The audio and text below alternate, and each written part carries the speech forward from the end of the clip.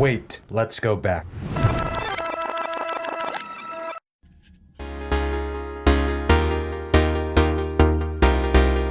It all started with this display at the Yamava Casino Resort in California.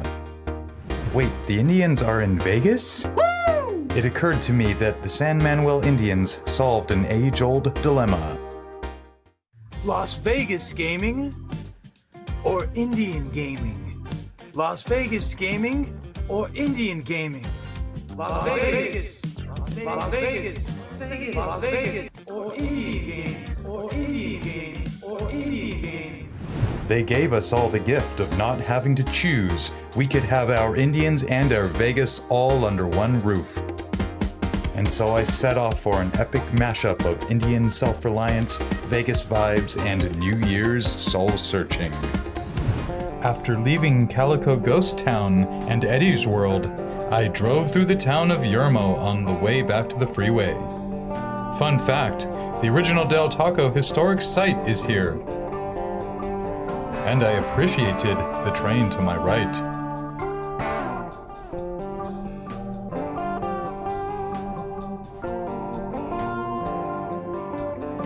And I passed truck after truck with anticipation. Soon, video potential was all around me. Entering Nevada through the town of Primm, a few resorts stand out. First, Whiskey Pete's, which opened in 1977. Then Buffalo Bill's, which dates back to 1994. And finally, Terrible's Casino, which opened in 1981.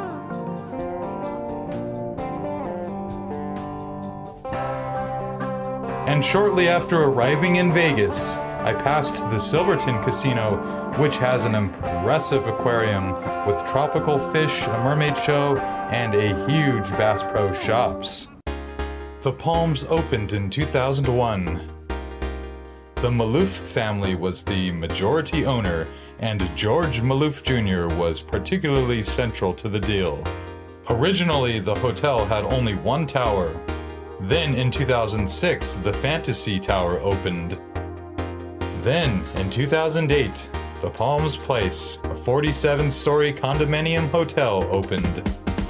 Over the years, between the three towers, the Palms has drawn many celebrity guests, including Jessica Simpson, Eminem, Paul Stanley of Kiss, Hulk Hogan, Paris Hilton, Dennis Rodman, and even Tyra Banks.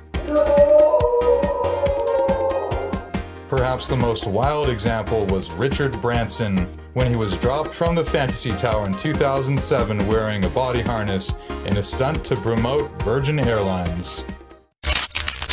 The iconic name, synonymous with beautiful women, glamour, and fun, comes to life in Las Vegas in the form of the Playboy Club at the Palms. It's the only one of its kind in the world where high-stakes gaming and nightlife come together to make this experience unique to the city of Sin. I'm Denise Pernula, and tonight I'm going to take you behind the velvet ropes to the Playboy Club. The Playboy Club was added in 2006. It was the first to open in decades. They even added a Playboy bunny logo on the exterior of the Fantasy Tower. However, it closed in 2012. I won't lie, I first was interested in the Palms when I learned of the Playboy Club, although I never made it. But I really wanted the 1960s experience, which I don't think I would have got.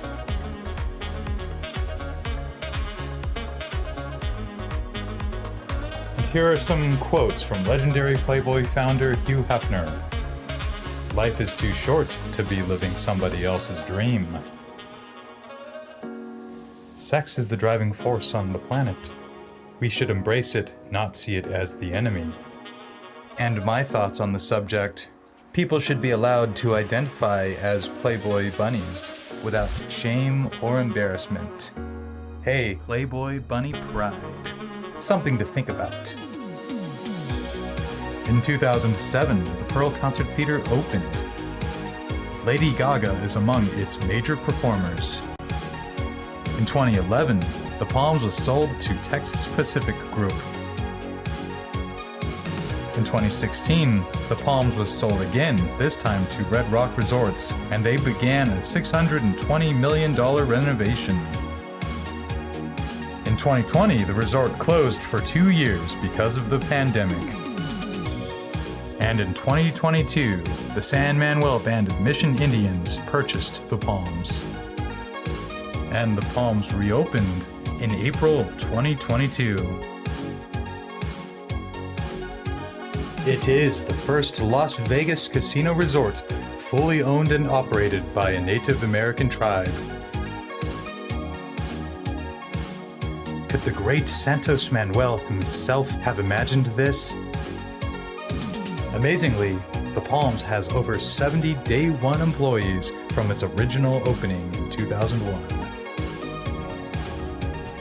The Palms is distinguished by a 14-screen movie theater, Brendan Theaters, which includes a 70-foot tall IMAX screen. And they have a full bar featuring local craft beer and signature cocktails.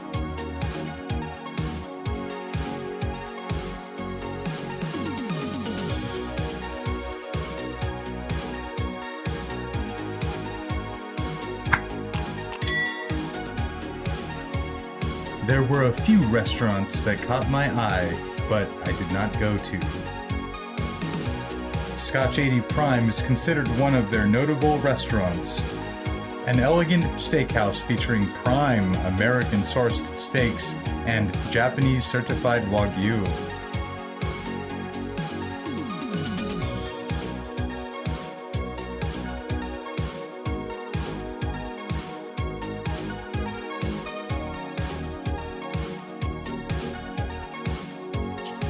And Asian specialty cuisine is always tempting. I think we're all excited about it. It is one of the most affordable restaurants to ever earn a Michelin star. They now have Tim Ho Wan restaurants in 9 different countries. A decade later, their traditional Cantonese dim sum would be celebrated around the world. A few items on the menu: Maine steamed lobster, steamed vegetable dumplings, pork dumplings and spicy sauce.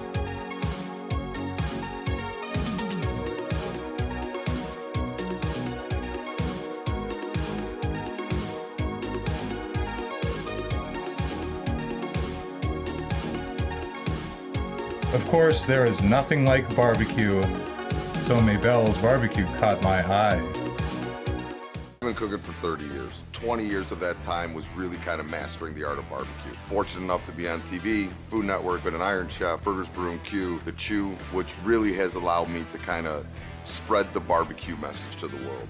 It is by far my favorite way to cook, and to me, there's nothing better than cooking with live fire. In Cleveland, we took a lot of inspiration from Eastern Europe, so a lot of the spices and flavors and feelings that you experience with barbecue at Mabel's are very much inspired by Eastern Europe. This is how I grew up eating. In the backyard, grills fired up, lots of meat, always something smoking on the grill. We cook with live fire from start to finish. There's no gas assist, there's no cheat, there's no crutch, and there's no finishing it in an oven. Wood, smoke, cook.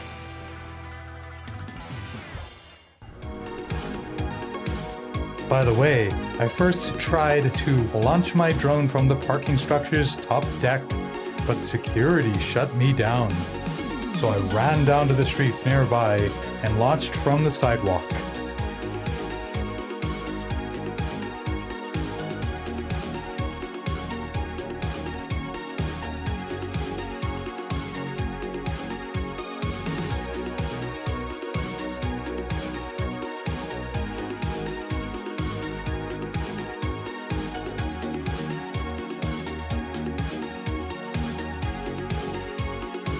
But buffets rule my heart, so I went to All You Can Eat, or AYCE Buffet, a culinary extravaganza of world flavors. They have 7 stations: World Pan, Revival, The Greenery, The Roastery, The Hearth, Smoke and Fire, and Sweet and Light. Their weekly specials include a lobster buffet on Wednesday nights, crab on Thursday nights, prime rib on Friday nights, and champagne brunch on Saturdays and Sundays. It may not be the greatest food, but it's good enough.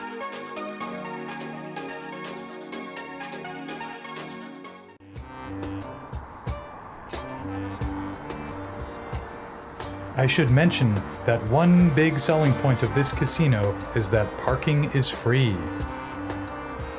I walked around the casino and made a failed attempt to go up to the ghost bar, which was closed. Then I decided to walk to the Strip to avoid having to pay for parking, let alone deal with the hassles of the Vegas roads.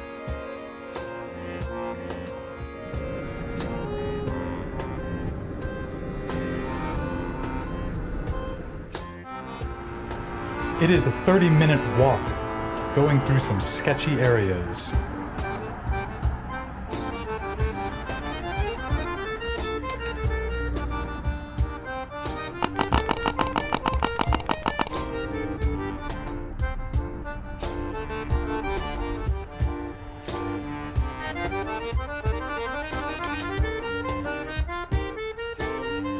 I went to the Forum shops in Caesar's Palace.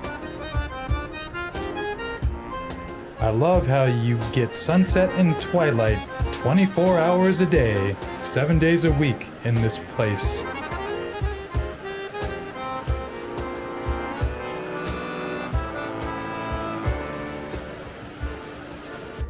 They also had much more Christmas decorations up.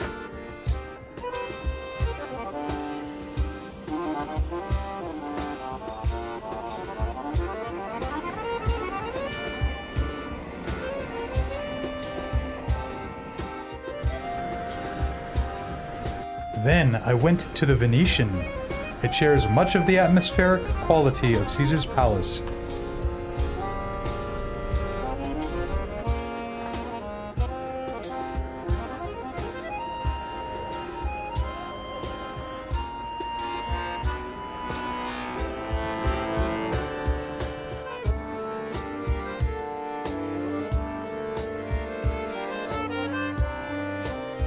And of course, the indoor canal replica with gondoliers. Not something to take for granted. The Palms would be so much more exciting if they had a more immersive and decorative atmosphere like these resorts.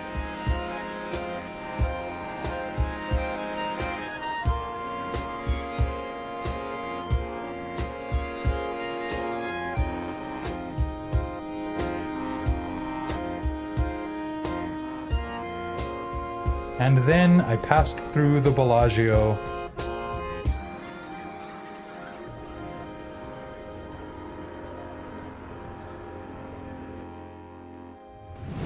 And finally, it was time to walk back to the Palms.